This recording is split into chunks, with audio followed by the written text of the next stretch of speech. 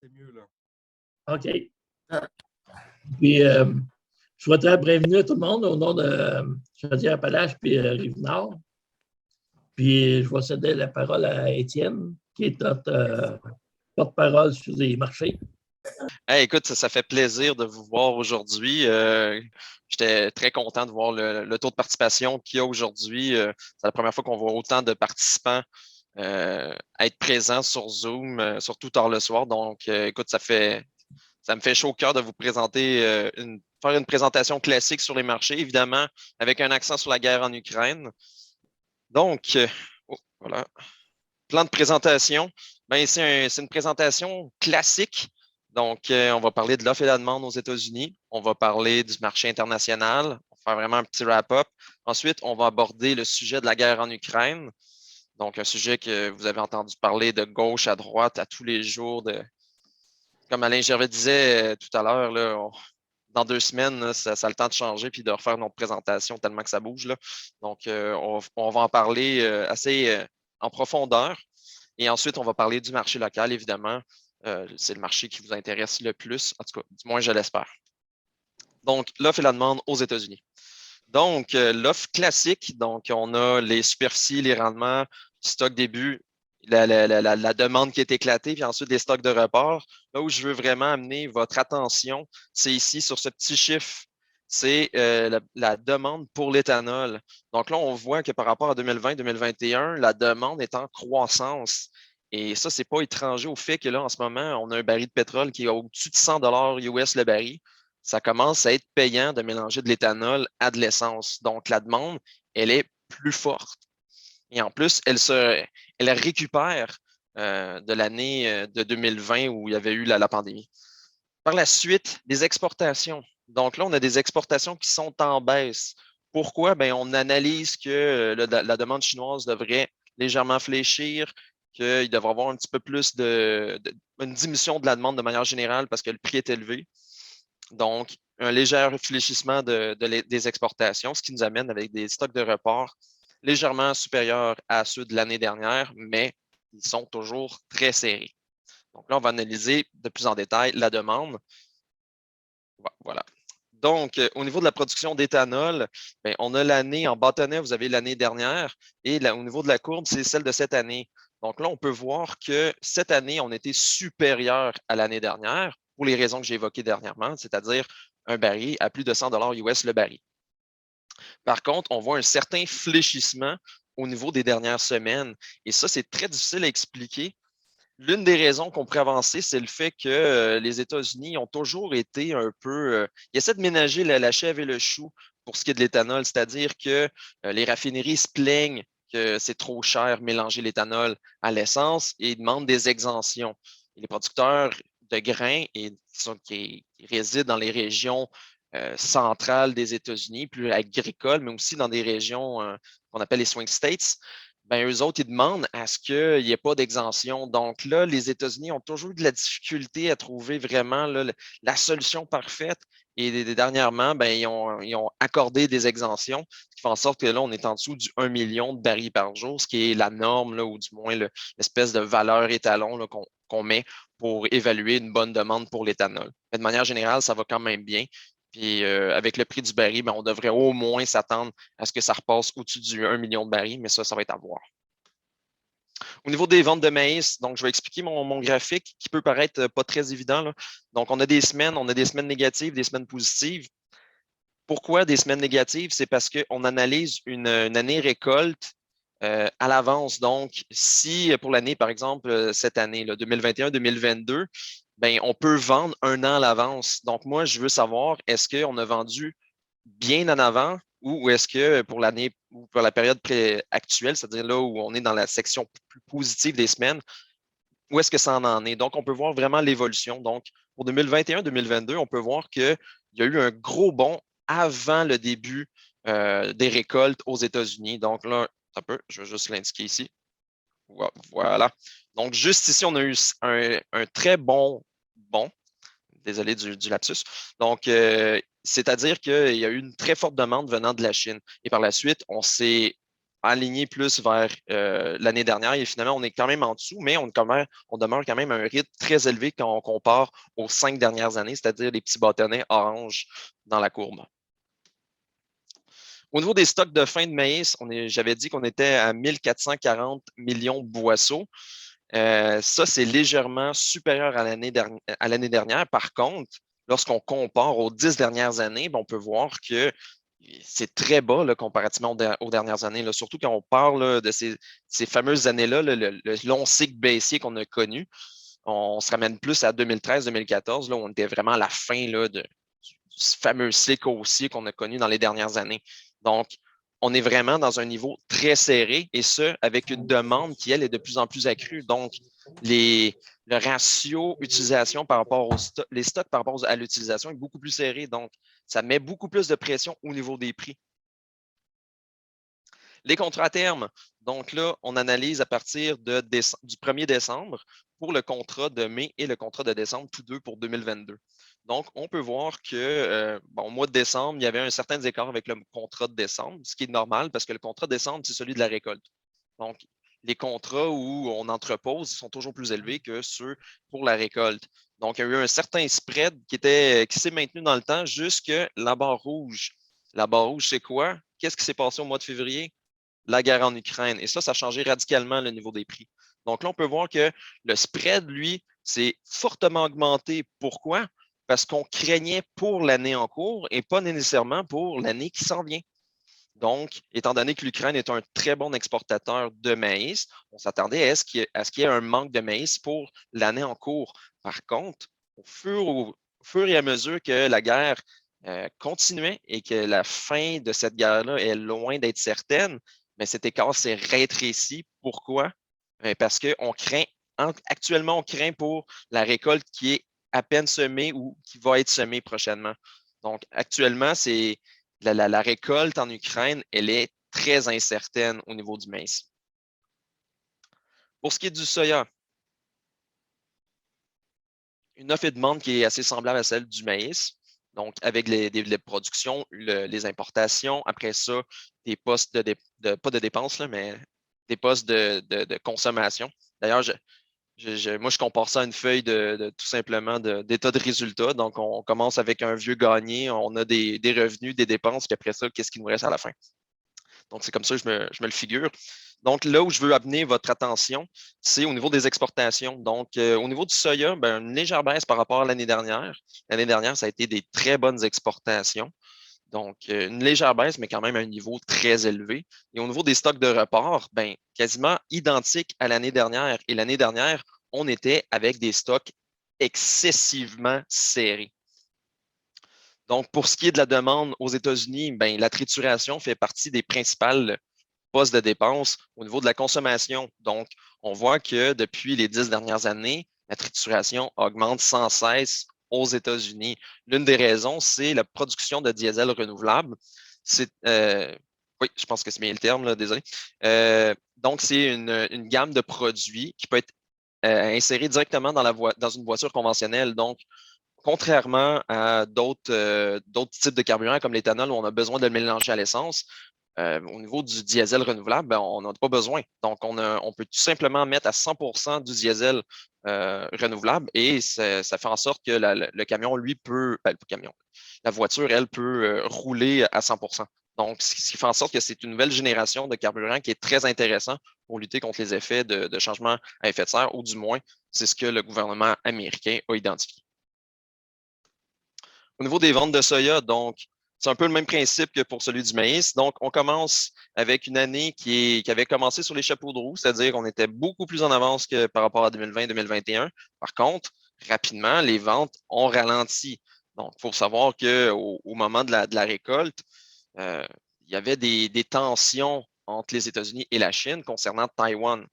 Et évidemment, ça, c'est venu devenir un sujet de second degré quand la guerre en Ukraine a éclaté et surtout quand l'Amérique du Sud a été sec et donc on commençait à craindre pour la nouvelle récolte donc de soya au Brésil. Donc, c'est à ce moment-là que les ventes de soya américain ont repris le dessus. Donc, s'il y a moins de soya au Brésil, la Chine a le besoin d'importer du soya et donc s'est tournée vers les États-Unis. Et là, on voit là, que la courbe, tranquillement pas vite, remonte à un point où on se rapproche de celle de l'année dernière, qui était une très bonne année en termes de vente. D'ailleurs, vous voyez que les ventes accumulées sont de 57,58 et pourtant, l'estimation dans l'offre et la demande actuellement est de 57,56. Donc, on est déjà au-dessus de la valeur d'estimation. Donc, il va falloir s'attendre à ce que, au niveau de l'offre et la demande prochaine, en mai, ce chiffre-là soit revu à la hausse, quoique honnêtement,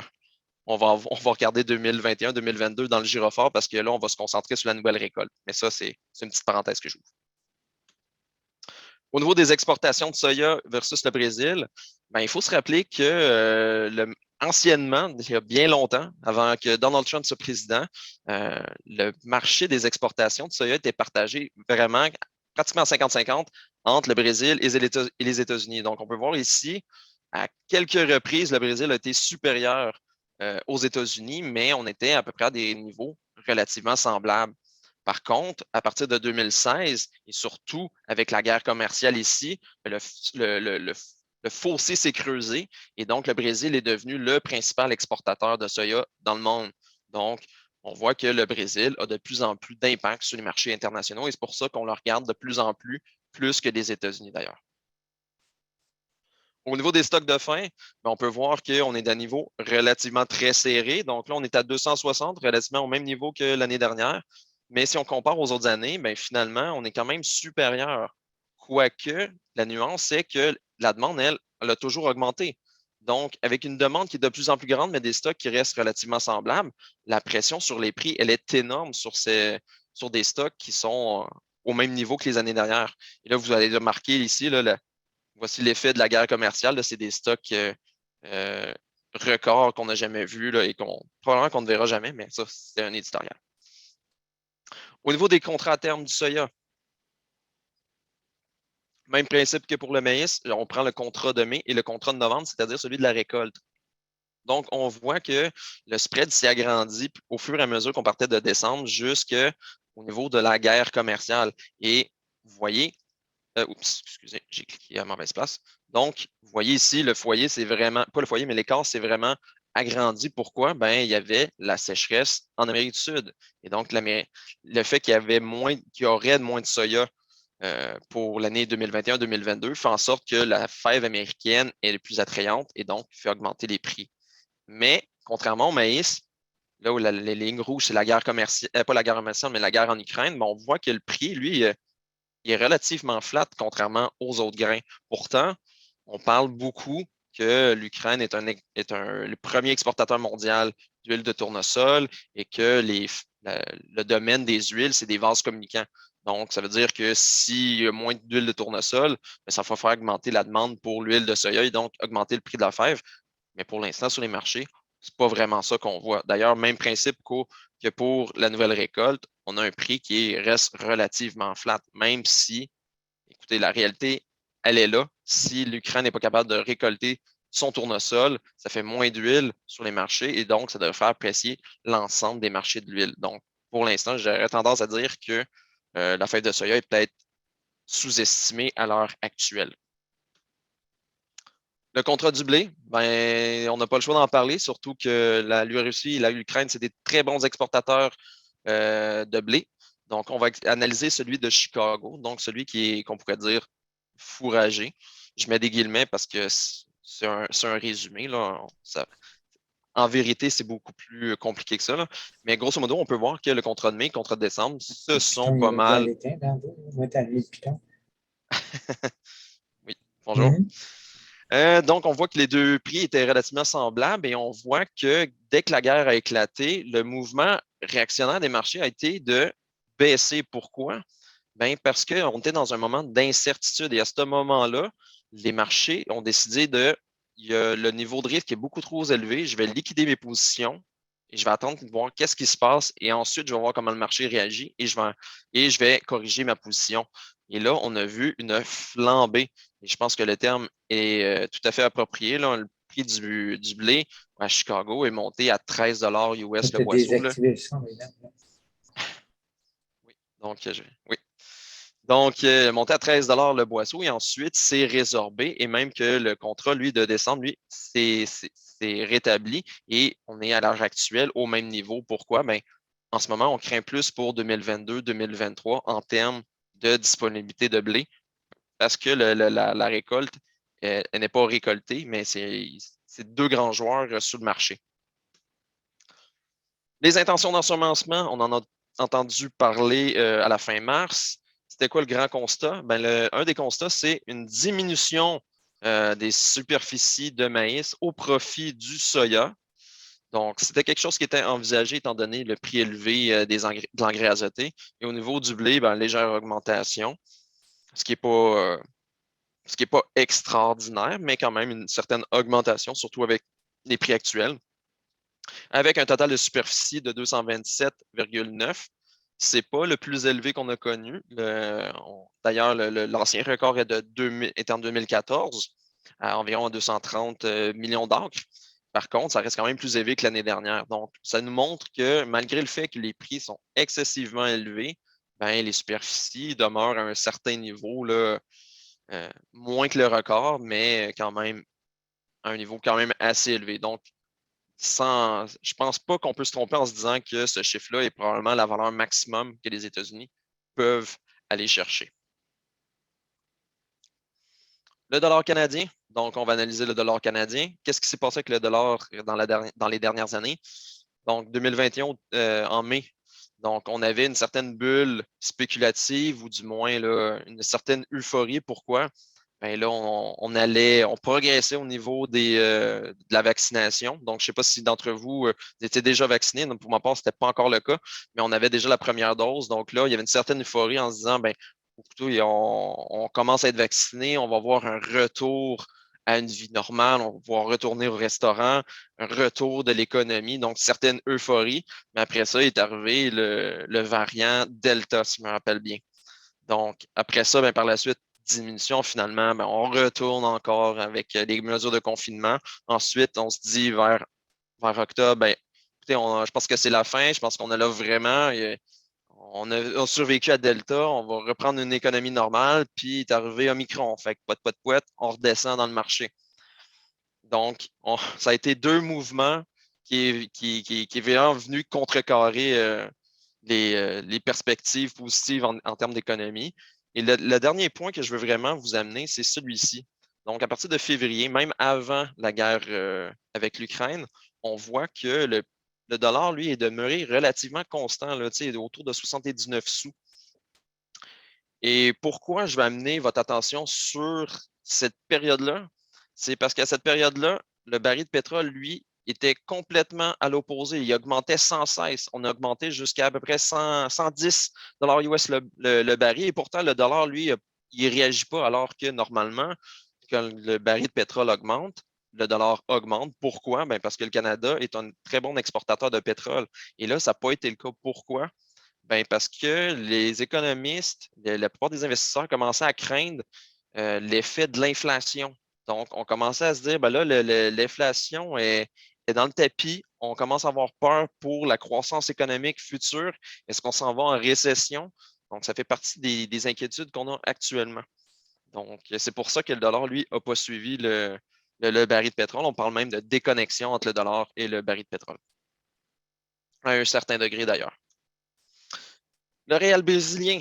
Donc, ça, on en parle moins dans l'actualité de tous les jours. Donc, on peut voir que le Real brésilien s'est maintenu à des niveaux quand même assez, un creux historique. Ben, pourquoi? Ben, ça ne va pas super bien économiquement au Brésil. Donc, à ce moment-là, l'économie se porte moins bien. Par contre, ben, le Brésil est aussi un exportateur de pétrole. Et lui, par exemple, lui, ça lui a un impact au niveau là, du Real avec une certaine baisse. Donc, le Real, ça reste quand même une monnaie pas très fiable, là. Le dollar US ne se fie pas sur le Real pour sa propre valeur. Donc, c'est une monnaie qui peut facilement varier. Puis, avec comment ça se passe en politique au Brésil, Dieu sait où est-ce que ça s'en va. Donc, mais c'est quand même important de savoir que le Real s'est apprécié. Et donc, par conséquent, la fève devient de moins en moins compétitif par rapport à la fève américaine. L'offre et la demande à l'international. Production de maïs et de soya au Brésil. Donc là, ça fait quand même un certain temps que les Brésiliens ont produit plus de 100 millions de tonnes de soya. C'était un ancien record, même que 2019-2020, ben, il y a eu 102 millions de tonnes de produits en maïs. Donc, il faut savoir que pour le maïs, c'est environ 75 de la production, c'est du maïs safrinant. Le maïs safrinant, c'est quoi? Ben, c'est le maïs de deuxième récolte. Donc, on sème du soya, on récolte le soya, tout de suite après, on embarque avec du maïs. Et ça, cette récolte-là, c'est 75 de la production au Brésil. Donc, ça peut paraître incroyable. En fait, ben, ça l'est quand même, là, une deuxième récolte de maïs. Par contre, cette récolte-là est hautement à risque d'un arrêt brutal des pluies. Et ça, on l'a vu l'année dernière. Donc, malgré le fait qu'on a eu une très bonne récolte, une récolte record de soya, ben, la récolte de maïs a été désastreuse parce qu'il a manqué de pluie très rapidement. Donc, on est tombé à un creux à 87 millions de tonnes. Pour 2021-2022, ben, on est dans un scénario relativement semblable. Je dis relativement parce que bon, la récolte de soya a été moins bonne que prévu. Les sécheresses ont commencé plus tôt. Et malgré tout, on a une estimation à 116 millions de tonnes de maïs. Mais par contre, elle n'a pas été révisée dernièrement. Pourquoi? Ben parce qu'elle n'est pas encore récoltée, mais en ce moment, ça ne va pas très bien au Brésil. On parle que les pluies sont arrêtées. On a commencé la saison sèche directement au Brésil. Et là, la production devrait être en baisse et on devrait probablement se ramener à cette position là, qui est celle de l'année dernière si tout va comme prévu. Donc, un marché qui est à la hausse. Au niveau des exportations, bien, on voit que les exportations pas se maintiennent, mais restent au-dessus du 80 millions de tonnes avec une certaine diminution. Pourquoi? Bien, parce que le cheptel porcin était en baisse en Chine et que la demande a été plus importante pour la fève américaine. Au niveau du maïs, bien, on voit qu'on est tombé quand même à un creux. Et même que l'année passée, on parlait même d'importation. Donc, le Brésil avait trop exporté de maïs et devait se résoudre plutôt à importer du maïs d'ailleurs. Donc, c'est pour ça qu'on a une certaine baisse ici. Ici, ben là, comme j'ai dit tout à l'heure, la production n'a pas été ajustée encore. Probablement que ça va l'être dès le prochain rapport de l'OSDA. Et donc, il faudrait s'attendre à ce que ce chiffre-là soit en diminution. Au niveau de la production de maïs et de soya en Argentine, ben, on est à une production qui est relativement stable. Le chiffre magique, c'est 50 millions de tonnes, peu importe que ce soit le maïs ou le soya. Donc, l'Argentine est un très bon exportateur de maïs, mais pas un très bon exportateur de soya. Mais c'est le plus grand exportateur de sous-produits de soya. Donc, l'huile et le tourteau de soya, c'est les plus grands exportateurs mondiaux. Donc, c'est pour ça qu'on analyse juste les exportations de maïs. Donc, on peut voir que les exportations, elles, se maintiennent dans le temps. Donc, pour l'instant, ça va relativement bien, quoique c'est loin d'être parfait en Argentine. Je dirais qu'il n'y a pas une année où c'est parfait en Argentine présentement. Et je ne parle pas politiquement parlant, là. Au niveau des importations de maïs et de soya, donc anciennement, on parlait juste des importations de soya. Pourquoi?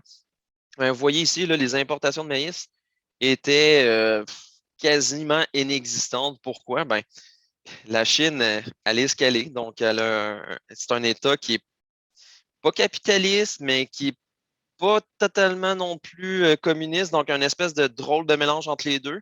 Et donc, se retrouver à surproduire et donc entasser du maïs qui était vieux. Donc, même dans certains articles qu'on pouvait lire, mon Ramsey, ben, on entendait des histoires d'horreur là, où du maïs pouvait être entreposé pendant 5 ans. Donc, pendant 5 ans, il y a quand même une limite là, à ce que. Un maïs, ça s'entrepose bien, là, mais 5 ans, c'est long.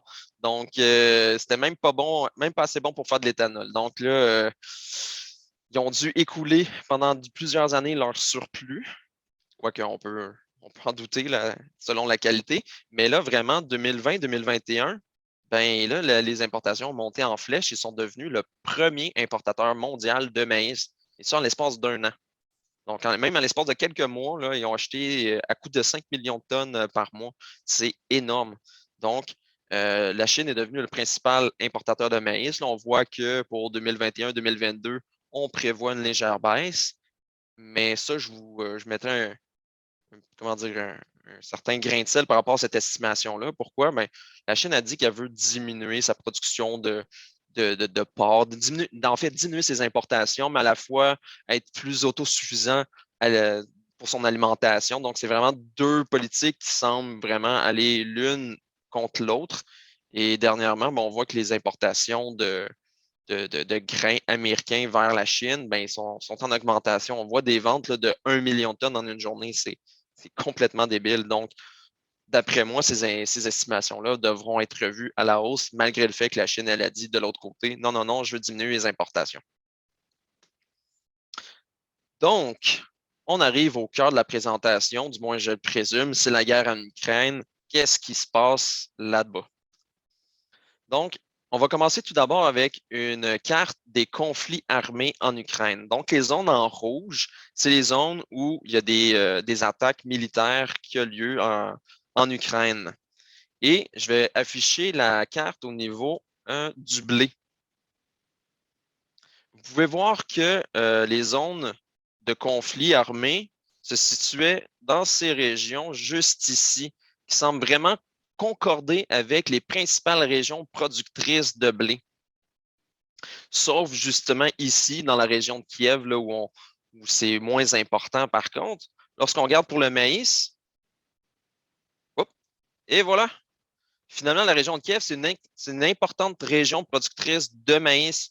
Donc, en ce moment, les conflits armés ont lieu exactement dans les régions les plus productrices de grains au niveau du blé et du maïs.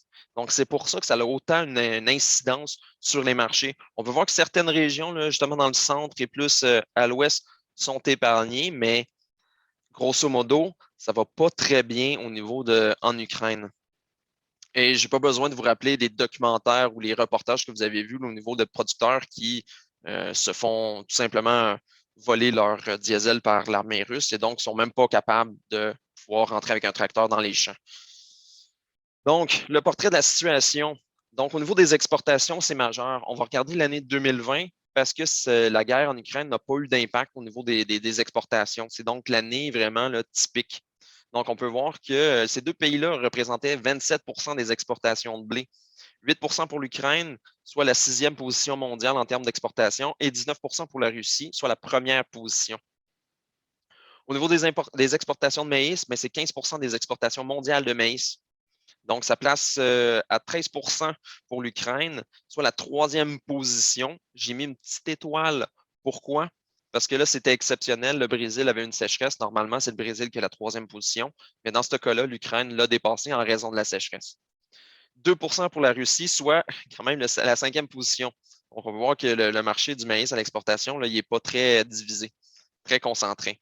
Au niveau des huiles de tournesol, c'est là que le bas blesse. On voit que c'est 76 des exportations d'huile de tournesol qui sont partagées entre l'Ukraine et la Russie. L'Ukraine à 47 de la première position et 29 pour la Russie à la 2e position.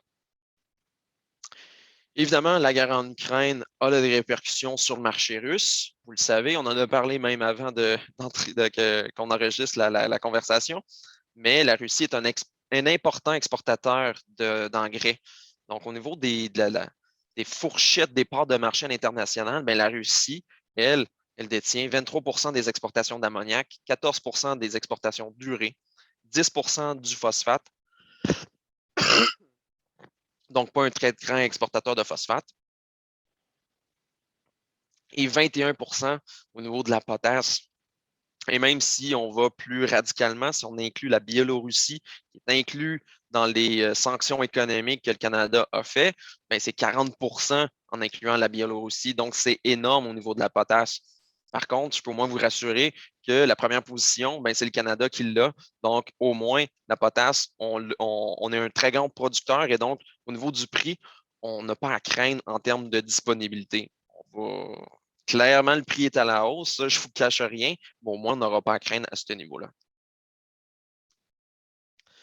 Donc, aucune exportation, ou presque, il s'en fait, mais c'est vraiment compte-goutte, de l'Ukraine par la mer Noire. Donc, il y a les installations portuaires ou les systèmes de transport qui ont été bombardés, qui ont été attaqués. Puis spécifiquement, là, Donc, ensuite, il y a des mines qui ont été posées dans la mer Noire. Par contre, à l'heure actuelle, on ne sait pas si c'est l'Ukraine qui les a posées ou c'est la Russie qui les a posées. Mais pour l'instant, il y a des mines qui ont été attachées dans la mer et donc ça a été mal fait. Et donc, les mines sont en train de se promener de manière aléatoire sur les berges. Donc là, pour l'instant, il n'y a aucun bateau qui veut vraiment s'essayer à se promener en mer Noire parce qu'il y a des mines qui flottent et qui peuvent endommager les bateaux. Et même plus absurde que ça, le système ferroviaire entre l'Ukraine et slash la Russie, parce que c'était à l'époque de l'époque soviétique. Donc, le système ferroviaire est différent entre l'Ukraine et la Pologne, qui est son voisin. Donc, ce qui se passe présentement, là, c'est lorsqu'il y a un train qui part de l'Ukraine qui s'en va en Pologne, bien, pour l'instant, il arrête au niveau des frontières, il débarque le wagon, il change le châssis pour qu'il puisse s'adapter au rail et ensuite il repart. Donc, je n'ai pas besoin de vous dire que c'est excessivement coûteux en termes de temps. Donc, c'est vraiment pas très efficace comme moyen de transport. La récolte de grains pour 2022, écoutez, ça a été quand même assez avancé, là, mais on évaluait déjà une baisse de la production de 55 et de 32 pour le niveau des exportations pour l'Ukraine seulement. Et on parle de menaces à la sécurité alimentaire. Et ce qui est loin d'être hasardeux. Par contre, nous, on ne va pas le vivre nécessairement. Oui, on va chialer à l'épicerie que le prix a augmenté, que ça n'a pas d'allure, on voit le prix constamment à la hausse, mais il est disponible sur nos tablettes. Par contre, pour des pays qui sont plus pauvres, je parle à certains pays d'Asie et d'Afrique, ben, eux autres, c'est est-ce que je veux pouvoir manger à ma faim? Donc, ça, c'est vraiment des enjeux qui sont très sérieux. D'ailleurs, au niveau de la récolte, j'avais une idée, mais désolé, je l'ai perdue. Elle va peut-être me revenir plus loin. Donc, il y a deux scénarios qui sont possibles à l'heure actuelle. Est-ce que la guerre s'arrête aujourd'hui ou prochainement, ou elle continue? C'est quoi qui peut arriver sur les marchés? Donc, si la guerre se poursuit, qu'est-ce qui se passe en Ukraine? Bien, la récolte de blé sera quand même en partie compromise. On a vu qu'à certaines régions, bien, c'est là qu'il y a les conflits armés. Si la guerre, elle arrête, ben, écoutez, s'il n'y a pas de diesel pour les tracteurs pour aller fertiliser dans les champs, ben, on part mal à la shop. Encore moins si la chaîne de distribution ne s'est pas rétablie au moment des récoltes, puis on n'a même pas d'essence pour aller récolter le grain. Même chose pour le maïs. Une partie ne sera tout simplement pas semée. C'est beaucoup trop dangereux si la guerre se poursuit. Les exportations vont chuter, évidemment. Il y a une partie qui ne sera pas récoltée, donc les exportations, elles vont chuter. Capacité d'entreposage limitée, ça aussi, c'est important. Donc, étant donné que les exploitations n'ont pas lieu comme prévu, en ce moment, il y a beaucoup de grains de l'ancienne récolte qui demeurent dans les silos. Donc, si on commence à récolter prochainement, il n'y aura pas de place pour le nouveau grain parce que l'ancien grain est là et on ne sait pas comment l'écouler. C'est majeur comme problème. Au niveau de la Russie, ben, c'est une baisse importante des exportations. Même s'il y a des pays qui ont de la difficulté et qui voudraient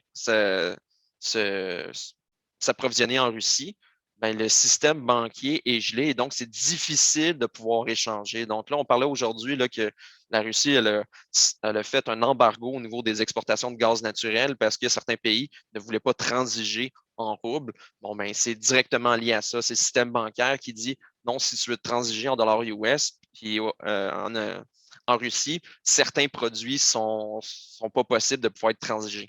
Donc, ça a des répercussions majeures. Mais pour ce point, j'ai écrit la Chine, point d'interrogation. Pourquoi? Bien, la Chine demeure quand même un allié de la Russie. Ils n'ont pas sanctionné la Russie au niveau de la guerre en Ukraine, même qu'ils n'en parlent pas, même qu'on parle que la fausse information circule allègrement en Chine.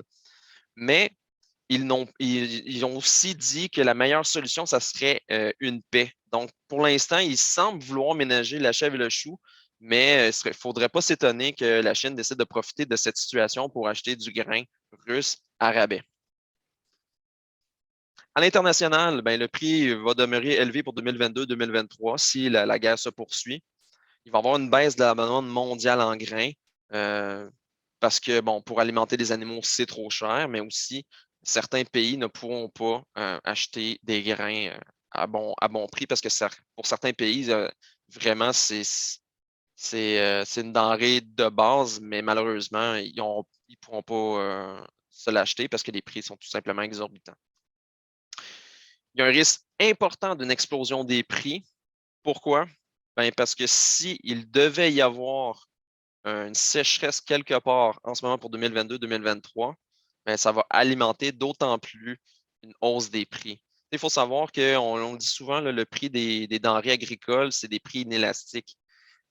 Qu'est-ce que ça veut dire dans le concret? Ça veut dire que moindrement qu'il y a un léger surplus, le prix chute, mais moindrement qu'il y a un manque, lui, le prix augmente beaucoup plus vite que la perte de récolte. Et c'est dû au fait que c'est un besoin majeur, c'est un besoin de base de l'alimentation. Et donc, s'il devait y avoir, déjà qu'il y a une restriction au niveau de l'offre, il devrait y avoir en plus une autre baisse de l'offre, écoutez, les marchés là, pourraient exploser tout simplement.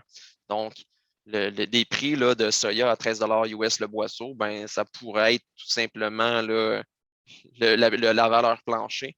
Et on pourrait le voir à des prix qui, honnêtement, si vous me demandez c'est quoi le top que ça peut arrêter, je n'ai pas de réponse à vous fournir.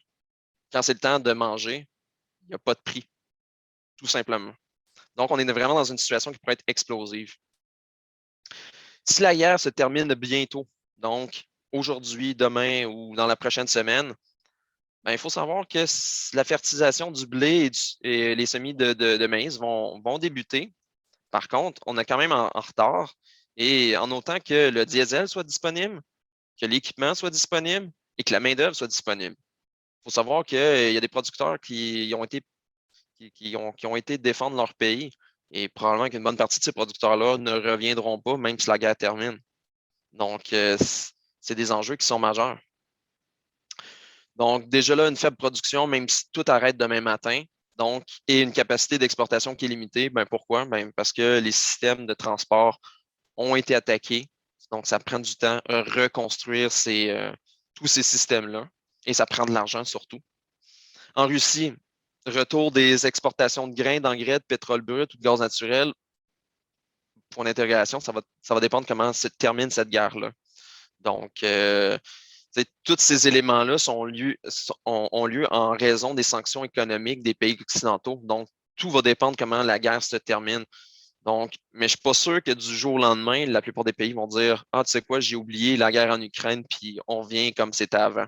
Je pense que les sanctions vont être là pendant un certain bout de temps, même si la guerre se termine. À l'international, ben, un retour du marché météo habituel. Donc, on va arrêter de regarder ce qui se fait en Ukraine à tous les jours. On va commencer à se dire, bon, ben, qu'est-ce qui peut affecter mon marché actuel? Puis, c'est les marchés aux États-Unis. Donc, comment se passent les semis? Comment se passent les conditions météo, les conditions d'état des récoltes? Il va y avoir une baisse du prix du blé qui va entraîner la baisse du prix du maïs puis la baisse du soya, mais le soya dans une moindre mesure parce que, bon, le soya est quand même attaché à une certaine mesure au prix du maïs. Donc, en résumé, la bourse de Chicago, elle est haussière et très volatile. On est vraiment dans un marché où c'est difficile de se positionner. La contrepartie aussi va être très difficile. Ça va être un véritable casse-tête en ce moment. Aux acheteurs éprouvent de la difficulté au niveau du hedging parce que la volatilité est telle que c'est difficile pour eux de mettre des plus gros montants en garantie. Donc, certains négociants ont eu de la difficulté avec la hausse des prix. Beaucoup d'incertitudes. Donc, en ce moment, comment ça peut se régler? Je ne le sais pas. Je ne suis pas un politicien, je ne suis pas un analyste politique. Et même qu'un analyste politique vous dirait la même chose. En ce moment, c'est très difficile de savoir c'est quoi la chaîne d'événements, qu'est-ce qui va se passer. Parce qu'en ce moment, la hausse des prix, ben, elle est due à des éléments qui sont purement politiques et donc purement humains et donc difficiles à prévoir.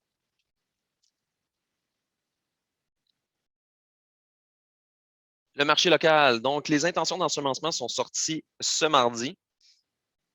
Donc, on peut voir que pour 2021-2022, on suit quand même une certaine tendance avec les États-Unis, c'est-à-dire une baisse. Ben non, dans le fond, désolé, on ne suit pas la tendance partout aux États-Unis. Donc, une hausse des superficies de maïs, une baisse au niveau de soya, mais rien de dramatique. On parle de variation de 1 dans les deux cas. Et cependant, le soya devient encore pour une deuxième année consécutive, la principale culture au Québec. Les superficies de blé augmentent. Évidemment, ça ne surprend personne. Avec la hausse des prix actuels, c'est très intéressant de semer du blé. Même que j'en parle avec Régent tout à l'heure, il m'a dit non, je ne vais pas semer moins d'avoine, je vais semer du blé moi à place. Donc, superficie d'avoine en hausse. Ça aussi, ce n'est pas étonnant avec la hausse actuelle des prix. Écoutez, l'avoine, j'ai rarement vu un prix aussi élevé que ça. Évidemment, il ne faut pas s'attendre à ce que ça soit le niveau spot. Donc, il ne faut pas s'attendre à des prix d'entre 500 et 600 pièces la tonne d'avoine pour la récolte, mais n'empêche, à des prix qui sont historiquement très élevés. Tout ça pour dire que c'est qui va payer la note? Ben, ça va être l'orge. L'orge, c'est une céréale qui n'est pas très attrayante en ce moment. C'est souvent une céréale qui tarde à réagir par rapport aux autres marchés. Et on a un prix qui est de moins en moins intéressant, surtout quand on compare au blé et au maïs. Écoutez, c'est pas très, très économique. Donc, on tombe à des niveaux qui sont très faibles au niveau des superficies d'orge. Évidemment, le canola, lui, augmente à des prix qui n'ont tout simplement pas de bon sens. Écoutez, le rapport de 2020, on disait que les producteurs regardaient pour un prix à 500 pièces la tonne pour le canola. Et en ce moment, on est au double de ça. On est vraiment dans un autre marché. Donc, c'est vrai que c'est attrayant de semer du canola, surtout pour la nouvelle récolte. J'avais des petites animations. Donc, au niveau de la donnée de production, là, on va regarder pour l'année dernière pour comprendre pourquoi les marchés ont été aussi fluctuants au niveau des céréales. Mais si on regarde les céréales et le canola, puis on compare aux années dernières, bien, la baisse de production elle est majeure. Donc, là, on avait une production de blé qui tournait autour de 32 à 35 millions de tonnes. Et finalement, on est tombé à 21 millions de tonnes au niveau du blé. Donc, ce qui explique pourquoi le marché a été aussi haussier là, depuis la dernière année au niveau du blé, surtout le blé d'alimentation humaine, jusqu'à la guerre en Ukraine. Ensuite, l'orge, ben, même principe, on était dans les 10 millions de tonnes, on est tombé à 7 millions de tonnes. L'avoine, même principe, on était entre 4,2 et 4,5 millions de tonnes, on est tombé à 2,6 millions de tonnes. C'est énorme. Et le canola, qui était l'une des principales productions au Canada, ben, on est tombé à un niveau là, quand même très, très, très faible. Et donc, ce qui explique la hausse des prix du soya et des huiles de manière générale. Parce que comme je l'ai dit, c'est des vases communicants. En Ontario, ce qui est important de voir, ben, c'est que c'est complètement le portrait inverse de l'Ouest canadien. C'est-à-dire, si on regarde, c'est les trois principales productions, mais on est à des niveaux qui sont très élevés, voire records dans le cas du maïs. Dans le cas du blé, je crois que c'était pas tout à fait un record, mais très élevé. Donc, les grains fourragers en Ontario, c'était excessivement important et donc viennent compétitionner nos marchés, quoique en ce moment, on est dans une situation déficitaire, donc c'est pas bien grave. Le prix est déjà très élevé. Au niveau du Québec, ben, c'est un portrait très différent. Donc, au niveau des céréales, ben, ça s'est très bien passé, le rendement. Ça a été des rendements records l'année passée, avec un très bon rendement pour le canola. Donc, on se retrouve avec des productions qui sont très solides. Au niveau du soya, le rendement a été décevant, mais on regarde le niveau de baisse de production, c'est pas si pire que ça. Et pour le maïs, on a craint le pire et finalement, on a eu un rendement qui était correct, mais sans plus, ce qui fait en sorte qu'on avait une production à 3,4 qui est tout à fait normale. Des animations. Parfait. Donc, analysons l'offre et la demande de maïs au Québec. Donc, un peu comme celle de l'USDA, on a copié vraiment leur modèle. On peut voir que le portrait suivant. Donc, là où je veux amener votre attention, c'est vraiment au niveau des exportations. Donc, au niveau des exportations, on est en forte hausse par rapport à l'année dernière. Écoute, je ne vous apprends rien si je vous dis que vos acheteurs ont booké des bateaux cette année. Donc, je pense même à Alain Gervais qui m'appelait et qui me disait écoute, on m'offre tel prix, c'est-tu bon? Comme, ça pourrait être mieux, mais ça s'enligne dans la bonne direction. Donc, on avait vraiment une bonne demande pour l'exportation cette année, d'où pourquoi on a haussé les exportations par rapport à l'année dernière. Au niveau des stocks, ben, on se retrouve dans une situation qui est légèrement en dessous de l'année dernière, mais on demeure quand même à des niveaux très serrés au Québec, ce qui explique le niveau des prix actuels en partie. Au niveau du prix et des bases courants du maïs, le vert, c'est le prix. La ligne en bleu, c'est la base en dollars US. Pourquoi j'analyse la base en dollars US? Parce que la base en dollars US est le reflet de l'offre et la demande pure et simple au niveau local. Donc, je n'ai pas d'effet de taux de change Votre acheteur, lui, quand il est temps d'acheter vos grains, lui, il se fout complètement du contrat à terme ou du prix. Lui, ce qui est son but, c'est de vous donner la base la plus basse. Et donc, vu votre objectif, c'est aussi d'aller chercher la base qui est la plus élevée normalement. Donc, c'est vraiment cet effet-là qui, lui, va travailler pour améliorer ses ventes. Donc, on peut voir qu'au niveau des prix locaux, depuis l'année dernière, on avait une certaine hausse. Quand est venu le temps du mois d'avril jusqu'à juillet, le prix était très, très bon l'année dernière. La base, elle, elle a terriblement augmenté parce que les acheteurs, eux autres, ont maintenu un prix quand même assez élevé alors que le contrat à terme, lui, était en baisse. Donc, la base, elle, est venue vraiment soutenir le prix et par la suite, on a diminué lors de la récolte. Donc là, on est tombé à des bases qui sont tout à fait normales. Là, environ 40 cents, c'est une base que je pourrais qualifier de normale dans les dernières années, une base de 40 cents US le boisseau. Par la suite, on voit une baisse ici. Pourquoi? Bien, parce que les contrats à terme ont augmenté à Chicago, mais le prix, en augmentant le prix, mais votre acheteur, lui, il ne vous a pas refilé complètement la hausse du contrat à terme à Chicago. Et donc, la base, elle a diminué. Donc, à ce moment-là, c'était très payant pour votre acheteur, lui, de signer des contrats, même si le prix du maïs, lui, est en forte augmentation. Et par la suite, s'est rétabli et présentement, là, pour le courant, là, on a une base qui est autour du 50 cents, qui n'est pas extraordinaire, mais qui est quand même très bonne. Au niveau du soya, ben, c'est un portrait complètement différent. Pourquoi? Parce qu'on est dans une situation d'exportation. Et normalement, dans une situation d'exportation, la base est plutôt négative. Donc, normalement, une base au Québec se situe entre moins 25 et moins 45 cents US le boisseau. Quoique des années normales, ça fait des années que ça n'existe plus. Donc là, on peut voir que dans la dernière année, ben, on était complètement dans des marchés qui étaient euh, tout à fait bizarres. Donc, on s'est retrouvé plutôt avec une base qui était une valeur d'étalon à 0 US. Donc, ça, c'est assez exceptionnel que de manière prolongée, la base pour le soya, elle est plutôt neutre à 0. Et même qu'à certaines occasions, on a vu des pics au niveau d'à peu près de 25, 45, on s'est approché même du 50 cents US le boisseau. Pour moi, ce que ça indique ici, c'est qu'on était dans une position où il y avait des marchés qui étaient très importants d'aller capter. Donc, il y a eu des situations d'exportation. Donc, la fève québécoise a été en très forte demande à ce moment-là. Au niveau des prix des céréales et du canola, donc là, ça va être un peu difficile. Là, on lit à l'envers, donc on part vers le bas, vers le haut. On peut voir que pour l'orge, écoutez, là, entre 295 et 340 pièces la tonne, on obtient à peu près 95 du prix là, de l'orge. À certaines occasions, il était en dessous puis un petit peu au-dessus, mais c'est un prix qui est quand même assez stable. Par contre, quand on regarde les autres grains, ben, le blé fourragé, on parle d'un prix qui est entre 360 et 350. On est monté jusqu'à 515 présentement. Donc, c'est une augmentation des prix qui est tout à fait hallucinante. Pour le blé panifiable, c'est un petit peu plus particulier. On peut voir qu'au moment de la récolte, le spread a été très intéressant. Donc, dans les dernières années, l'écart entre le fourragé et l'alimentation humaine était ridiculement très bas. Même dans certaines occasions, c'était plus payant d'alimenter des animaux que d'alimenter des humains avec le blé. Donc là, on a vu que cette année, pour la récolte, le spread était très intéressant, voire 40 à 50 pièces la tonne, même dans certaines occasions. Là, on voit ici, là, octobre 2021, ben, c'est un spread d'environ 80 $. Donc, c'est des écarts qu'on n'a jamais vus, ou du moins, ça fait très longtemps qu'on n'avait pas vu. Par contre, avec la guerre en Ukraine, ben, vous avez vu, le contrat à terme de Chicago a explosé et a augmenté la valeur du blé fourragé, mais pas nécessairement celle du blé panifiable.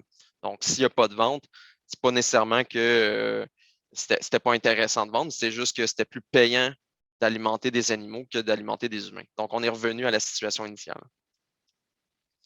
Au niveau de l'avoine, ben là, vous voyez, là, on partait à des niveaux là, quand même élevés quand on compare certaines années, mais on était autour du 300 pièces la tonne. Mais là, ces temps-ci, on est autour du 550. Et même quand je parle à certains producteurs, que je ne veux pas nommer, écoute, on va dans le 600, 650 pièces la tonne. Donc, il y a un marché qui est très, très, très intéressant au niveau de l'avoine, ce qui fait en sorte qui explique en partie l'augmentation des superficies qu'on a vues à StatCan. Au niveau du canola, ben, je parlais de la valeur étalon à 500 pièces. On est plutôt parti au niveau de la récolte là, à 870, 850 et on est monté à des 1028. Et même que si on regarde là, les valeurs de contrat à terme, écoutez, on est à niveau là, jamais vu. Là, donc, des valeurs à plus de 1000 pièces, c'est courant, même au Québec.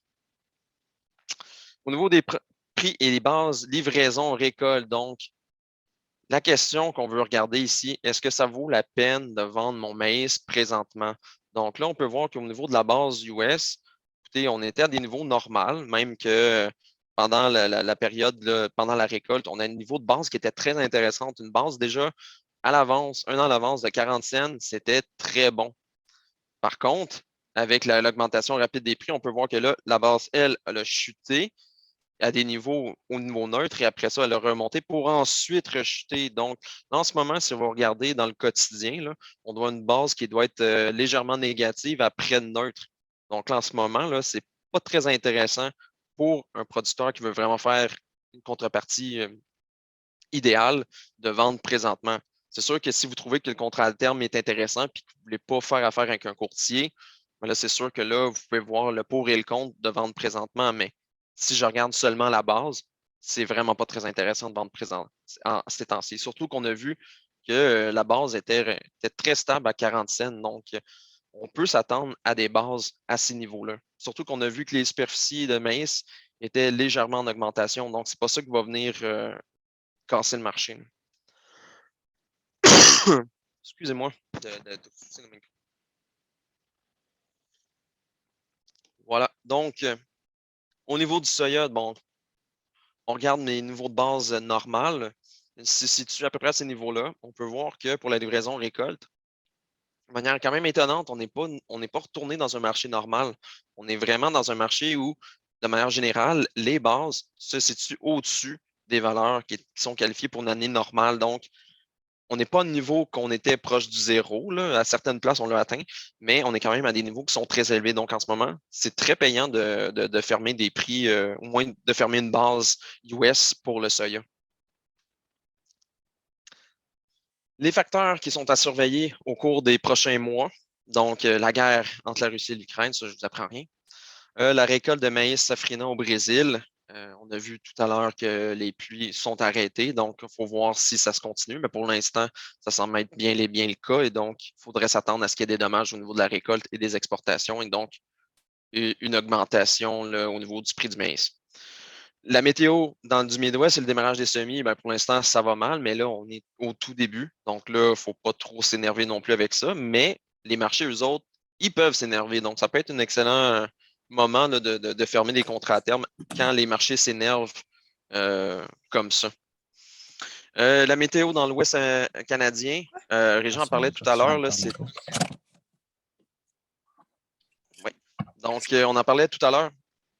C'est très sec dans l'ouest de l'Ouest canadien et c'est très humide dans l'Est de l'Ouest canadien, donc au Manitoba présentement. Donc, c'est des éléments qui peuvent influencer le prix, surtout des petites céréales. Rythme des ventes à l'exportation, il faudra voir si la sécheresse a bien lieu au Brésil et si la demande est répercutée directement là, au niveau de la demande en grains américains. Évidemment, le point final, c'est la COVID-19. Écoutez, ça fait plus de 2 ans qu'on est là-dedans, donc on n'est pas encore sorti de là. Surtout comment ça se passe aux États-Unis au niveau de la vaccination, mais ça, c'est un autre sujet sur lequel je ne veux pas rentrer. Mais il faut s'attendre à ce qu'il y ait encore des aléas, surtout au niveau du dollar, qui vont varier en fonction des perspectives économiques. Et donc, est-ce que oui ou non, on s'en sort avec la foutue COVID? Conclusion. Donc, si vous avez seulement quelques messages à retenir de ma présentation, outre le fait que je tousse dans le micro, c'est les stocks sont serrés et que la demande, elle est très bonne actuellement. On a vu hausse de la demande pour l'éthanol, hausse de la demande pour la trituration, des exportations qui, oui, baissent, mais pas tant que ça. On a également une offre qui est en baisse au niveau de la sécheresse aux États-Unis et au Canada pour 2021. Une offre qui est affaiblie à cause de la guerre en Ukraine et donc finalement un scénario qui peut être explosif en cas de problème de production. Donc, s'il y a une sécheresse quelque part et que ça affecte grandement la production, il faut s'attendre à ce que les marchés boursiers soient complètement s'envole très rapidement. Je vous laisse avec des coordonnées. Donc, vous pouvez entrer avec nous. Quand je dis nous, c'est le SIM. Donc, moi et mon collègue Ramzi Elda aux adresses courriels qui sont mentionnées ici. Voici nos téléphones, donc avec les postes, nos extensions. On est disponible sur Twitter. On a également une chaîne YouTube. Probablement que la conférence d'aujourd'hui va tomber sur la chaîne YouTube d'ailleurs. Et on est également présent sur LinkedIn pour ceux qui sont actifs sur cette plateforme, ce qui n'est pas mon cas. Donc, bon, pas très actif.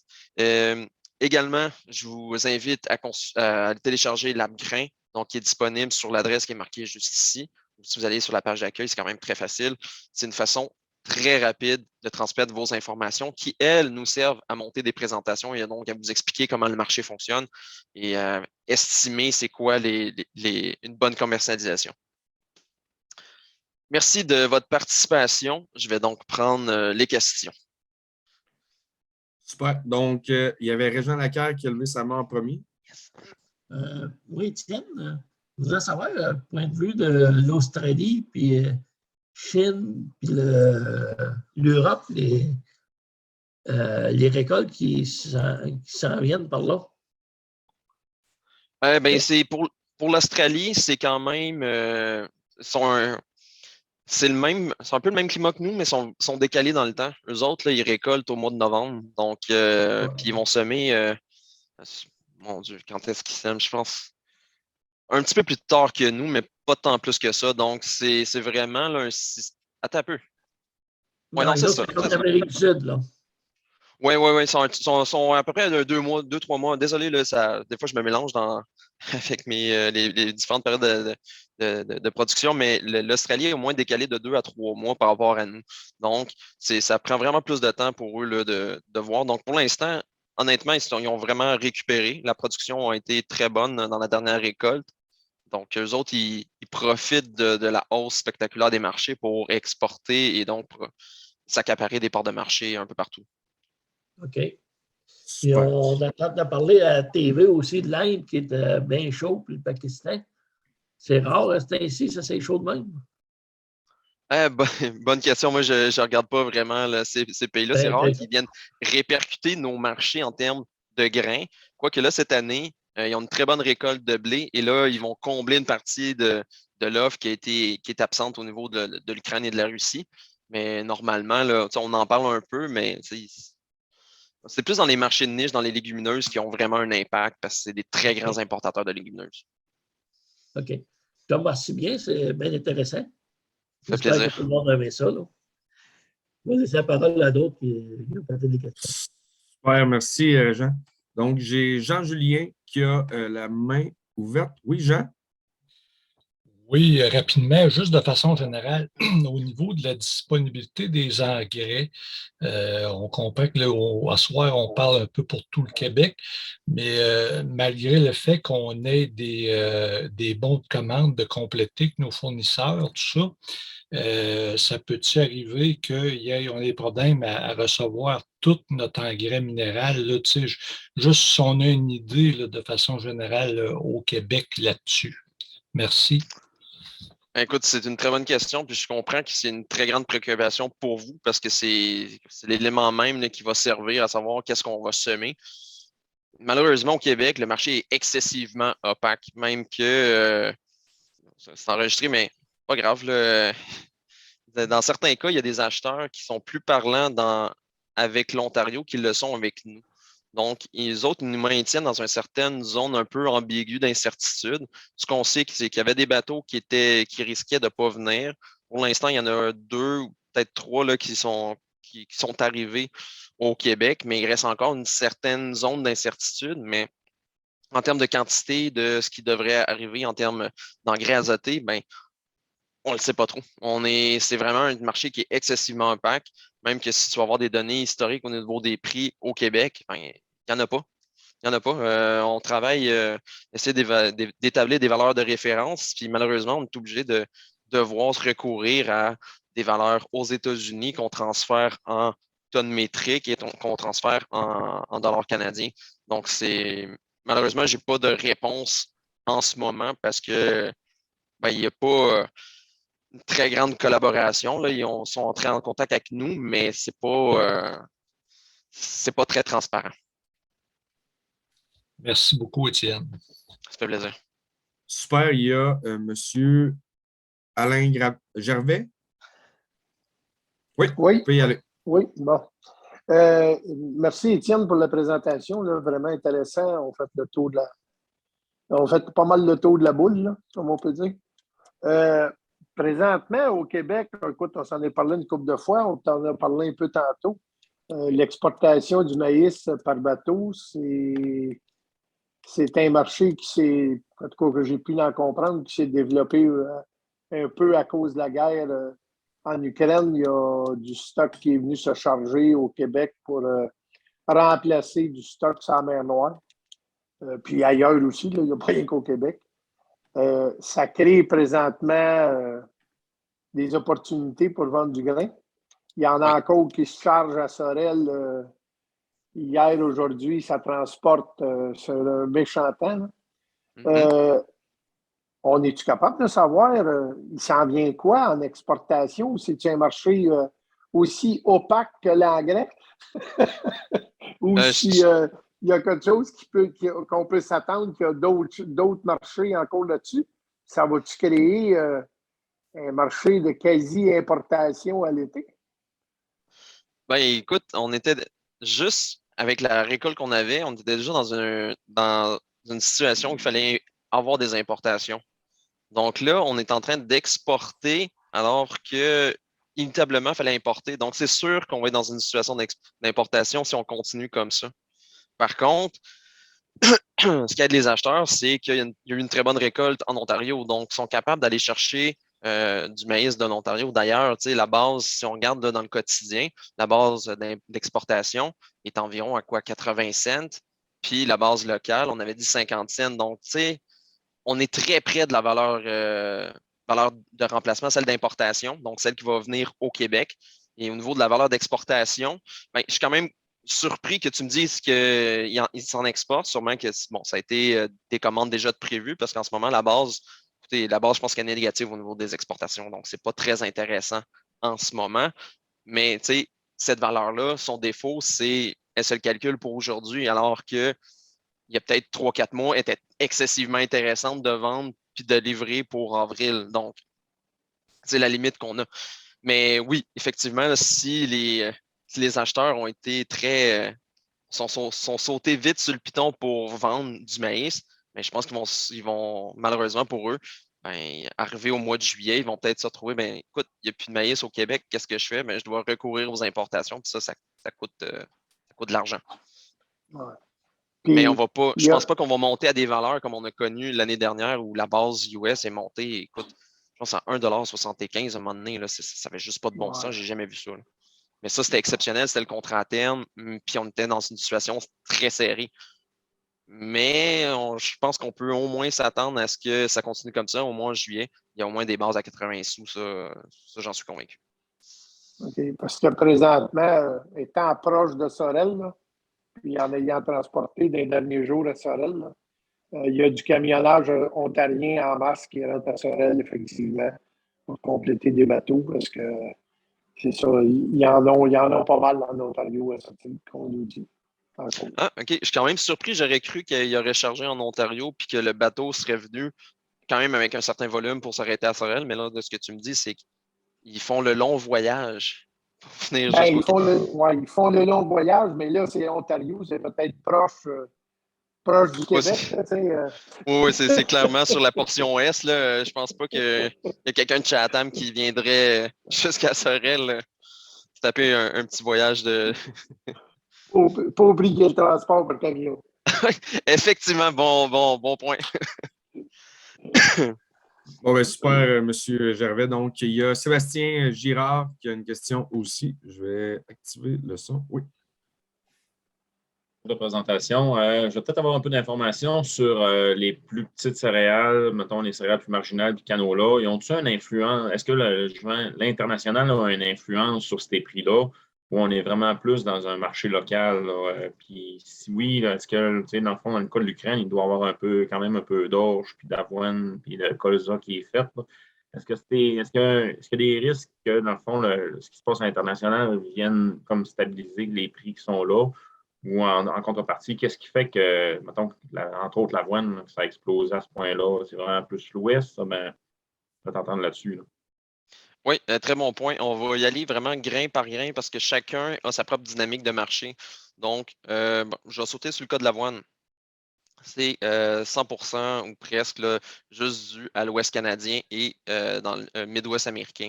Donc, là, on voit que les superficies, je crois, au Canada vont augmenter, si ma mémoire est bonne au niveau de l'avoine.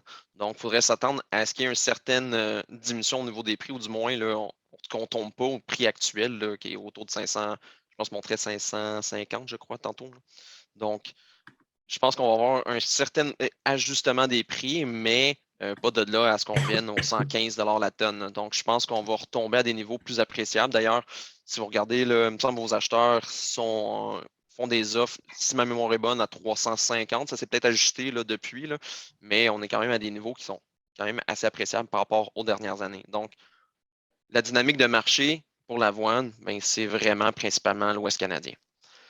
Pour ce qui est du blé, il y a une certaine dynamique par rapport à l'international. On voit que dès que les contrats à terme montent, le blé augmente. Par contre, actuellement, moi, les vents que j'ai au niveau des acheteurs, écoute, c'est tellement volatile que je ne veux même pas en acheter et je ne veux même pas me hedger au niveau du blé. Donc là, en ce moment, la hausse est telle qu'il y a soit que c'est vendu flat, ou soit que tout simplement vos acheteurs se déconnectent, disent OK, rendu là, je vais le remplacer par du maïs, mais dans mes rations animales. Donc, oui, il y a une certaine influence, mais là, on se retrouve dans une dynamique de marché assez particulière où le blé, lui, il ne suit plus. Là. Donc, il atteint comme sa valeur limite au Québec. Au niveau de l'orge, c'est 100% local. De toute façon, il n'y a pas énormément d'achats d'avoine au Québec. C'est beaucoup d'autoconsommation à la ferme. Et ensuite, de mémoire, il y a quelques acheteurs, mais il y a un grand utilisateur final. Donc, il n'y a pas beaucoup de dynamique de marché à ce niveau-là, d'où la baisse des superficies. Et au niveau du canola, lui, il suit pas mal le marché international. Donc, tu vois que la dynamique de marché à 1000 $ la tonne, ben, je suis pas mal sûr que les acheteurs ne seraient pas très contents comment dire, de le payer à ce prix-là à cause que ça suit les marchés internationaux. Donc, normalement, il l'achetait autour de 500 $, mais là, c'est pour plus à 1000 $ et 1000 $ et plus, même pour la nouvelle récolte, si ma mémoire est bonne. Donc, ça suit avec une certaine dynamique de marché. Par contre, là, on ne l'a pas fait dans cet exercice-là, mais la base pour le canot-là, elle a fortement chuté. Là. On a vu des bases à moins 100 $ la tonne, alors que normalement, ça se situe environ à moins 25 $ la tonne. Donc, on a vu qu'à un certain niveau, les acheteurs ont arrêté d'offrir des bonnes bases, puis on s'est dit, bon, ben, étant donné la hausse des contrats à terme, les producteurs veulent me vendre, ben là, je peux en profiter pour baisser ma base et donc réussir à faire une bonne marge de profit, malgré que les prix soient très élevés. Et dans le fond, dans le cas du blé, c'est pas évident de prendre un contrat là, puis c'est pas évident de parier qu'à la récolte, et la situation va être un peu similaire à ce qu'on a là. Ça peut partir d'un bord comme de l'autre.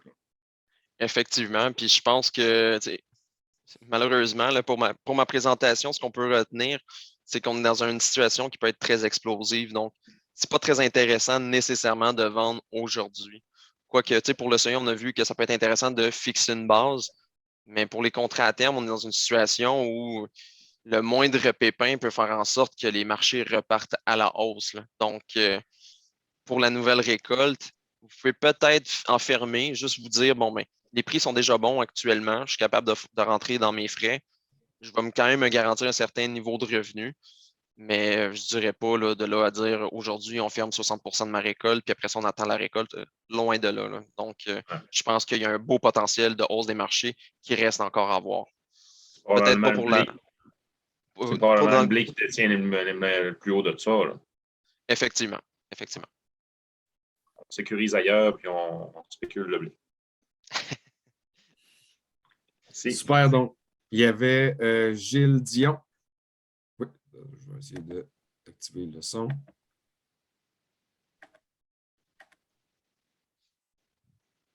Le son ne veut pas s'activer. Gilles, il faut que quand même vous pèsiez sur le micro. On ne peut pas l'allumer pour vous. Ah, ça Ok, marche. Super. Oui, ma question, c'est est-ce qu'il y a une vision ou il y a quelque chose qui peut influencer des producteurs à se lancer qui ne sont pas dans le domaine puis qui s'en venir dans le domaine? Très, très bonne question, Gilles.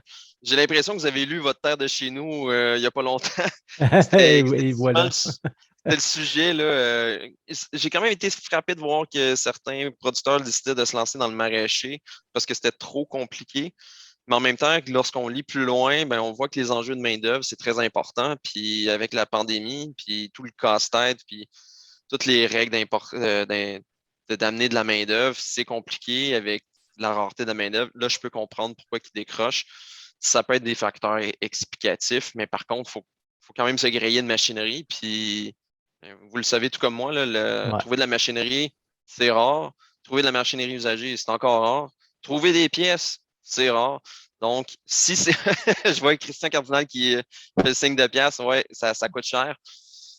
Ben oui, parce que, écoute, les chaînes d'approvisionnement, la Russie est une excellente exportatrice de commodités. Donc, tous les métaux, ben, ils sont tout en hausse. Tout est à la hausse. Donc, oui, il y a certains secteurs d'activité qui peuvent se tourner vers la grande culture, mais idéalement, il faudrait déjà qu'il y ait la machinerie. S'ils ne l'ont pas, et ça va être très dur de s'en trouver.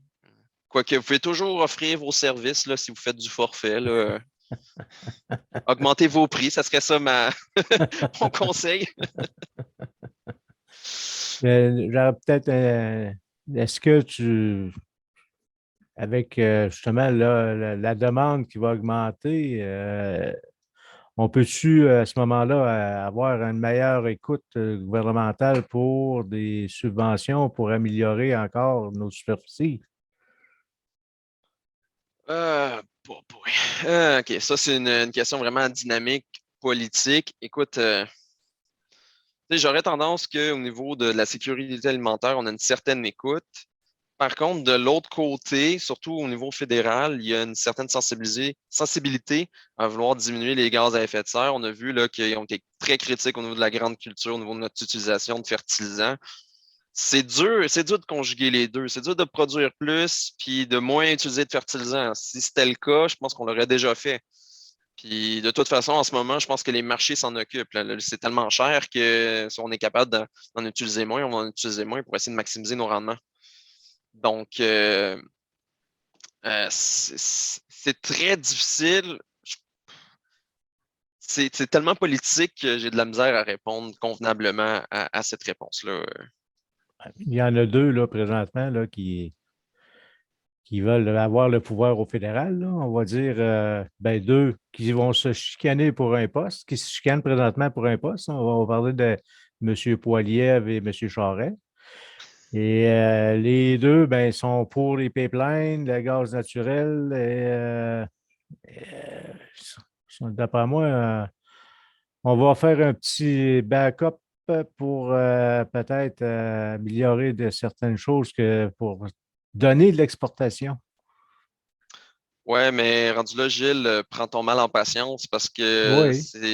faut attendre jusqu'en 2024 avec l'accord NPD libéraux. Donc, si j'étais toi, là, je ne mettrais pas tout de suite mes œufs dans le camp conservateur. Là. Ils ont 2 ans. De toute façon, il n'y a même pas de chef.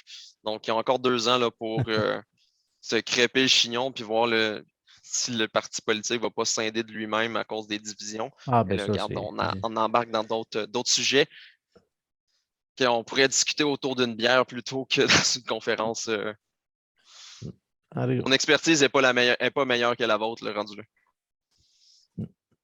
Super. D'ailleurs, Donc, Gilles, j'ai une petite question. Là, tu n'es pas à Drummondville en ce moment. On dirait que tu es dans l'Assemblée. Tu n'as pas décollé depuis l'AGA. Non, non, non, je suis bien chez nous. Parfait, parfait. Sinon, j'aurais appelé puis j'aurais envoyé de l'aide. Là. Ah, non, non. C'est une blague.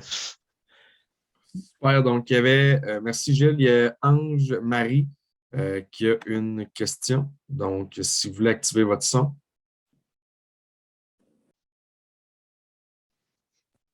Oui, est-ce que ça marche? Oui. Oui. Oui, bonjour, bonjour Étienne. Je te repose la même question. Je ne sais pas si ça a changé. Est-ce qu'il reste beaucoup, donc c'est plus pour la base, ça. Est-ce qu'il reste beaucoup de maïs dans les silos? Si vous le voyez, vous le voyez par rapport au plan conjoint et par rapport au SRDI aussi, ça peut donner une idée, là. Dans le fond, s'il reste beaucoup de maïs de la récolte 2021. Et l'autre question, c'est d'après, je ne peux pas savoir, je pense autrement, là, le SRDI avec un pourcentage, si il y a beaucoup de tonnage de vendus, d'avancées pour la récolte 2022. OK. Donc, on va y aller au niveau là, de l'ancien stock. On voit là au niveau des livraisons au plan conjoint, c'est beaucoup plus vite que d'habitude, surtout le soya. Le soya, écoute, je pense qu'on est quoi à 88% là, avec les dernières données qu'on a du mois de mars.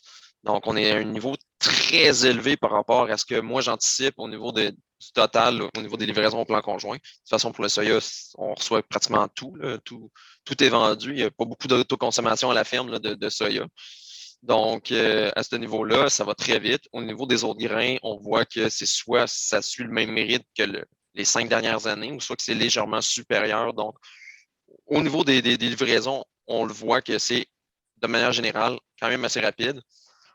Au niveau des ventes à l'SRDI, qu'est-ce qui reste à vendre? Ben, ça, je ne le sais pas. Ça, honnêtement, s'il y a quelqu'un qui a cette donnée-là, il ferait de l'argent comme de l'eau parce qu'il serait dans une situation pour voir est-ce qu'il y a de la place pour encore acheter et vendre et ainsi de suite.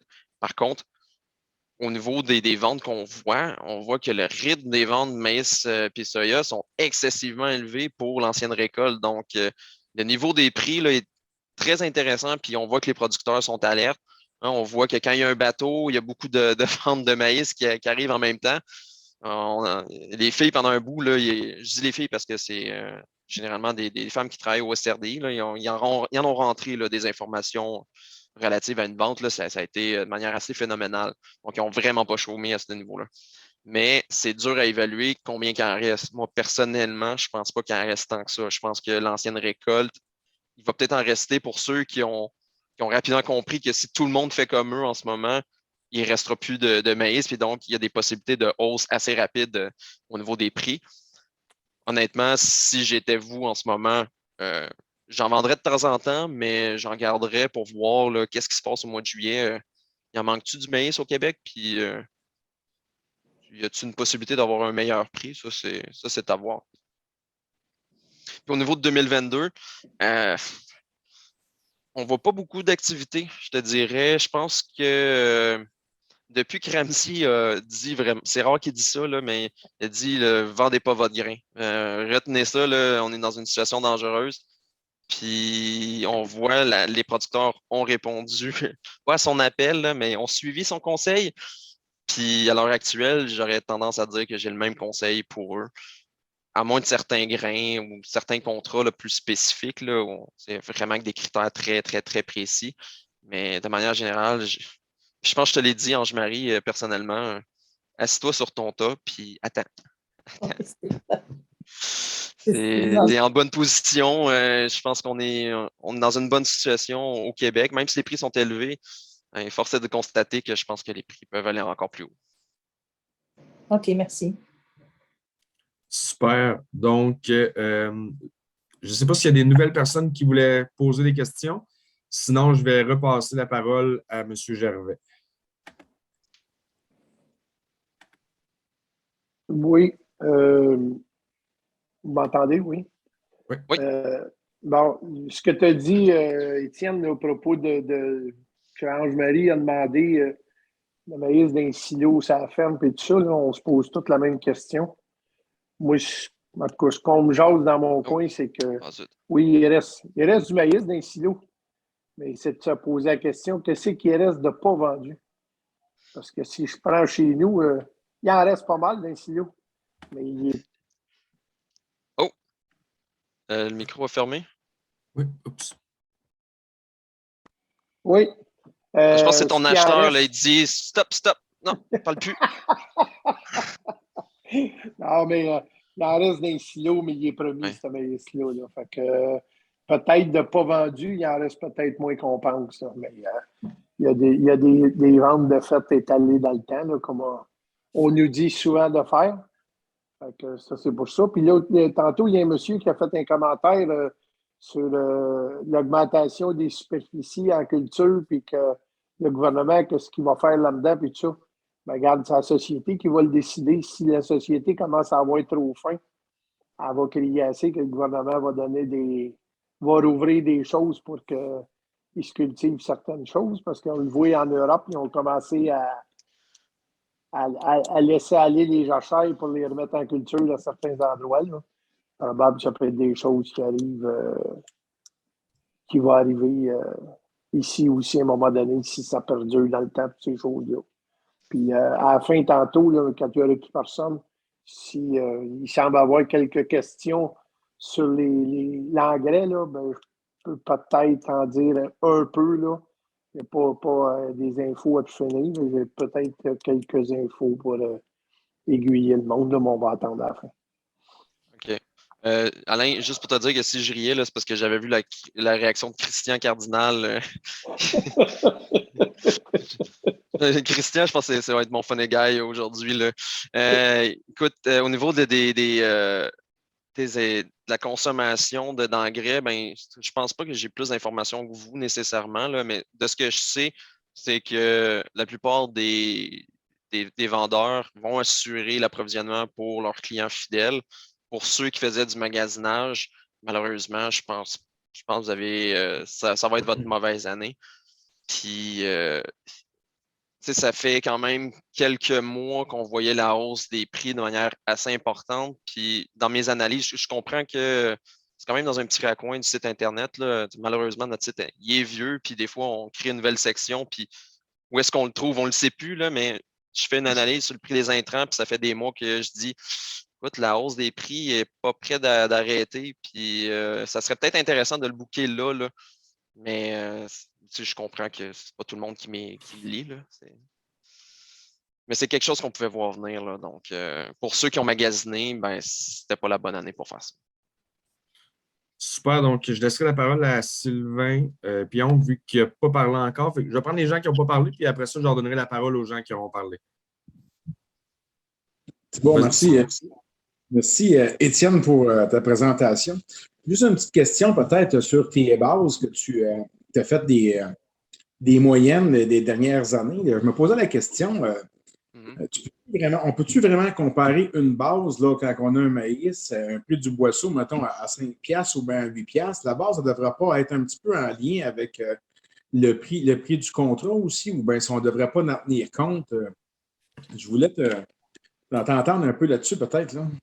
Ah, ben écoute, c'est une excellente question parce que c'est rare qu'on me pose vraiment des questions sur les bases, puis pourtant, c'est vraiment un élément là, sur lequel c'est la raison d'être du SRDI, c'est de trouver la base. Là.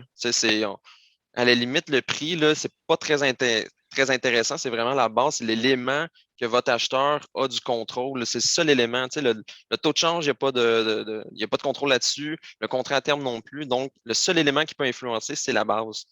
La base en dollars US, ça dépend des produits. Des fois, le maïs, là, on voit que quand le contrat à terme il augmente bien vite, là, ben, vos acheteurs, eux autres, ils baissent leur base. Ils se disent écoute, moi, les producteurs m'appellent puis ils veulent en vendre parce que le prix est bon. Fait que j'ai pas besoin de leur offrir une très bonne base. Je peux même la diminuer, puis il y a encore de la demande pour en prendre. Fait que eux autres, ils profitent de cette occasion-là pour acheter du maïs à rabais.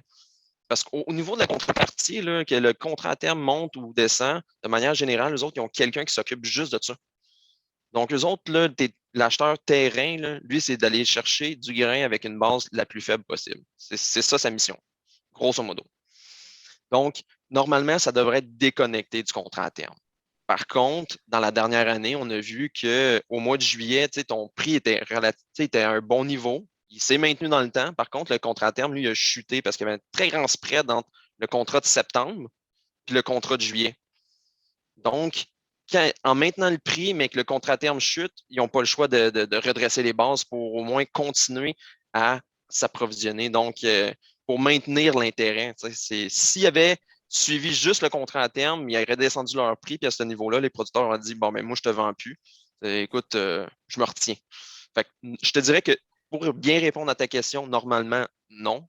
Par contre, il y a des occasions où la base va être réactive par rapport au contrat à terme, soit pour justement attirer les producteurs pour qu'ils en vendent, ou au contraire, quand le contrat à terme augmente trop vite, ben de profiter de cette hausse pour diminuer leur base et donc faire plus de profit.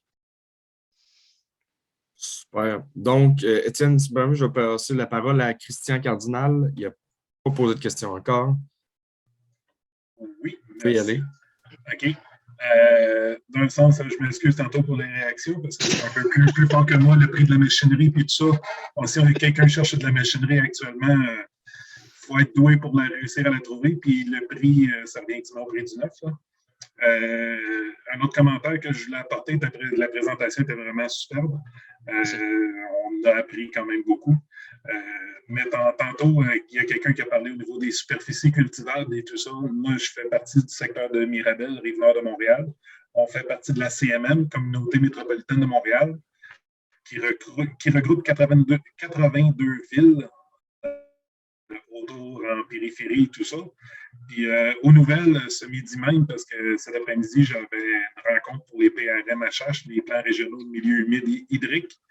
Puis aux nouvelles, à midi 17 à TVA, ils ont dit que les 82 villes ont voté pour 12 367 hectares de milieux humides naturels supplémentaires qui seraient protégés.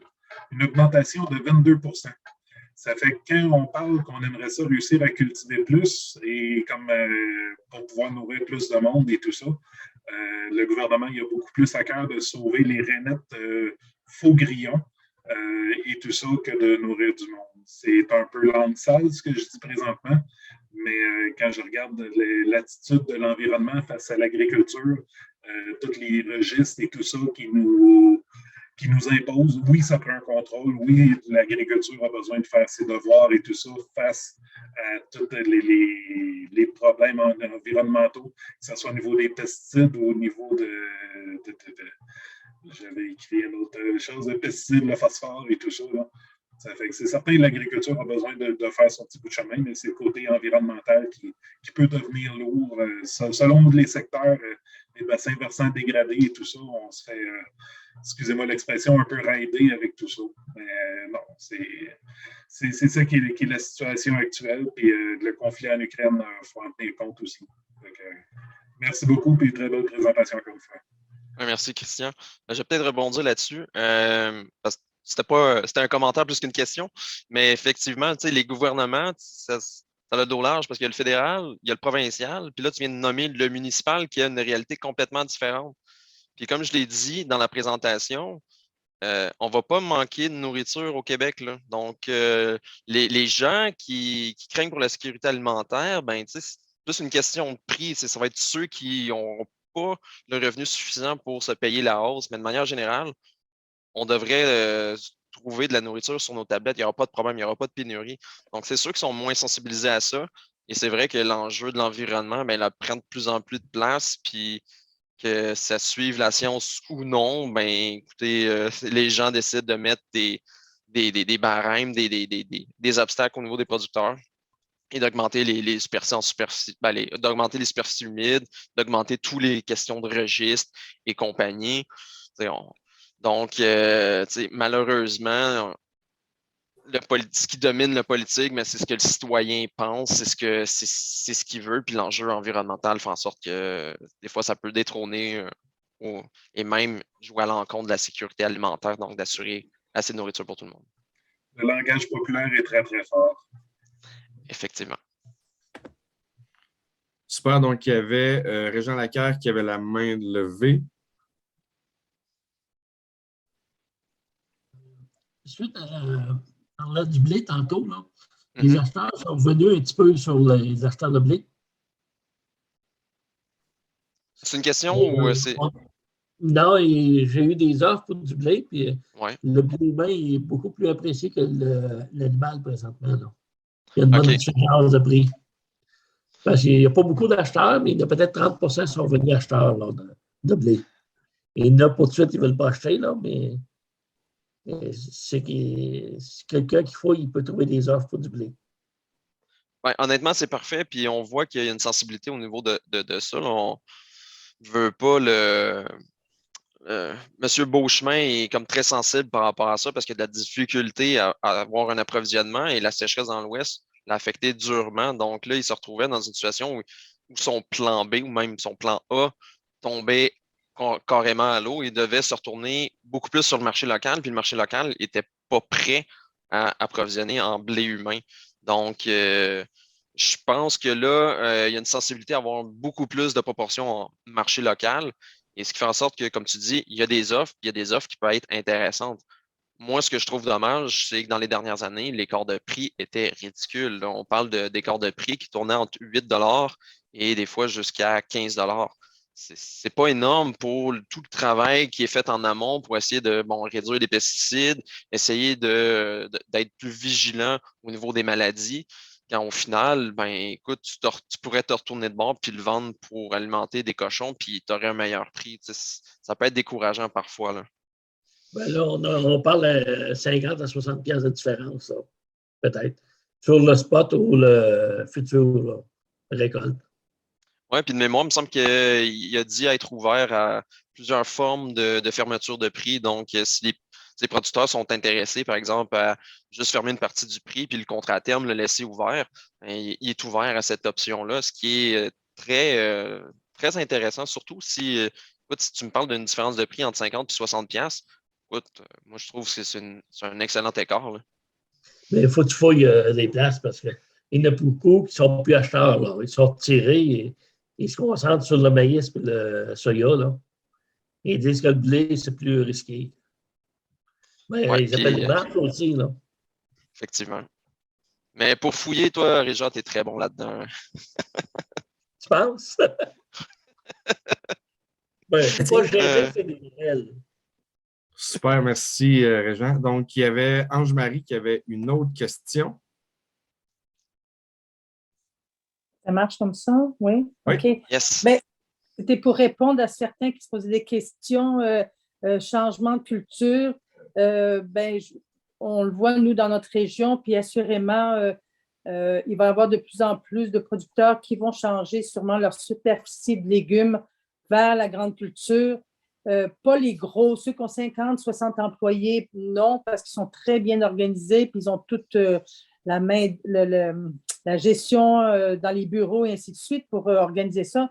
Mais c'est ceux entre les deux. Donc, je parle en connaissance de cause, nous-mêmes, on a arrêté. Quand on a juste 5-6 employés, c'est quand même une bonne ferme, si on veut, de légumes, mais c'est beaucoup trop de gestion au niveau paperasse, au niveau de travailleurs étrangers. C'est que oui, j'en ai d'autres fermes dans notre région. Tranquillement, ils changent pour aller en grande culture. C'est beaucoup plus facile, la grande culture. On ne se cachera pas. Là. On n'est pas obligé de le vendre aujourd'hui. On peut le mettre dans les silos. On voit quand on veut. C'est beaucoup plus facile de gestion. D'après moi, en tout cas, c'est ce qu'on voit dans notre région, là, que de plus en plus, il y en a qui vont en grande culture. C'était ça mon commentaire. Hein. Et le niveau des prix est excellent, donc c'est sûr que ça attire on est déjà des femmes qui sont en moitié, dans notre cas, mais ceux que je vois aussi, ils étaient déjà équipés en grande culture à moitié, mais année après année, ils changent et puis ils modifient leur équipement pour la grande culture et puis c'est inévitable que ça va arriver. Donc, il va rester vraiment la plus petite ferme de proximité qui vend au kiosque chez lui, puis versus ceux qui ont 50, 60 et 100 employés. C'est toute une autre gestion. Effectivement. Donc, je ne sais pas s'il y a d'autres questions. Je ne vois pas d'autres mains levées. On pourrait peut-être mettre fin au webinaire. Juste avant je vais te laisser le mot de la fin, Hugo, mais juste avant, je voudrais juste vous remercier d'être présent, d'avoir posé autant de questions. Oui, on travaille pour les producteurs, là, mais on est tout seul souvent à Longueuil ou chez nous à travailler puis à essayer de vous donner la meilleure qualité d'information. Puis c'est vraiment dans des événements comme ça qu'on récolte le fruit de notre travail. C'est comme ça qu'on le voit. Puis j'aime ça voir le dynamisme que j'ai vu aujourd'hui. Puis je suis vraiment très content de vous avoir vu aujourd'hui, là, être intéressé à ma présentation. Ça fait chaud au cœur. Je vais laisser à Régent le mot de la fin, vu que c'est lui qui est orchestré tout ça. Là, mais un gros merci à toi, Étienne, pour ta présentation et pour ta belle collaboration aussi. Gros merci, Étienne. Puis, je sais que tu travailles bien fort. Puis, c'est intéressant que tu partages au monde parce que on n'est jamais trop renseigné. Il faut en apprendre le plus possible. Puis, comme mon père disait, une journée, tu n'apprends rien, tu as une journée perdue. Effectivement. Ouais. Si vous me permettez, je vais arrêter l'enregistrement et puis on pourra laisser la parole à M. Gervais.